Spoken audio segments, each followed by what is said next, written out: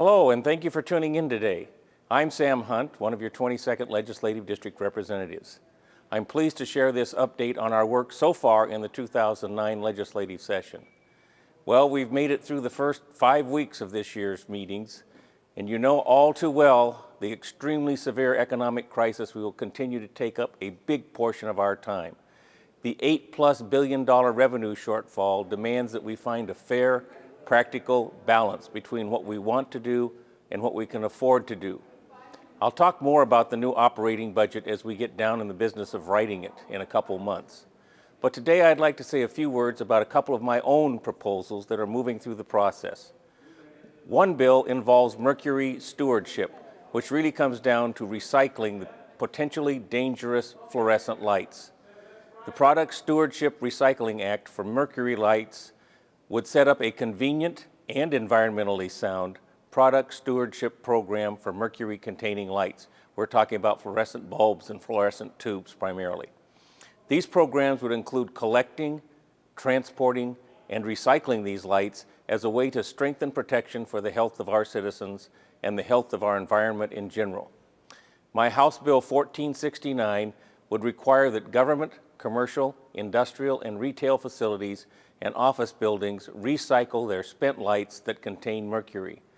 Producers of covered light products sold here in the Evergreen State would have to participate in a product stewardship program for their product.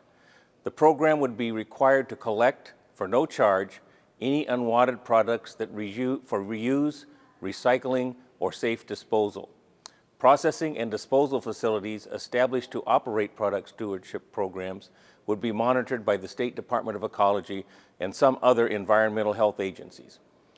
Producers, wholesalers, and retailers would be prohibited from selling these lights unless they participate in the program.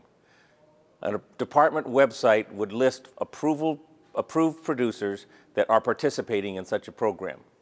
Now, what we've got to keep in mind is that even just a small, undetectable amount of mercury can be harmful and even deadly to humans and wildlife, especially fish.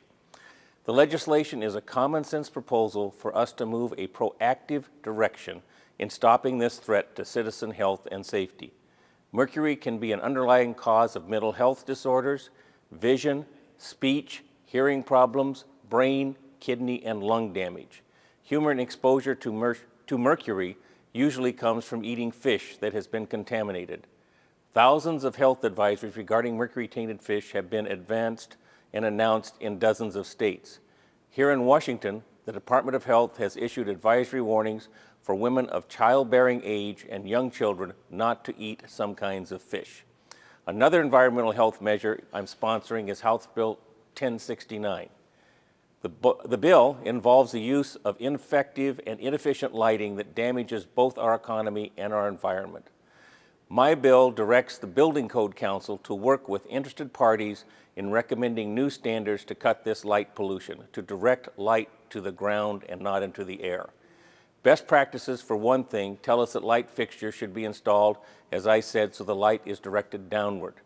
Modern lighting devices actually deliver the same amount of light and yet consume less energy and send a smaller amount of greenhouse gases into the environment.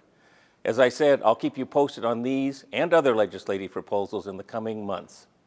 Thanks again for your interest today. Please be sure and stay in touch with me whenever you have comments or questions about what's going on in state government. My legislative assistant, Megan Arndt, and I certainly look forward to hearing from you. I'm Sam Hunt, and you'll be seeing me here again soon. Thanks for watching, and have a good day. Thank you very much.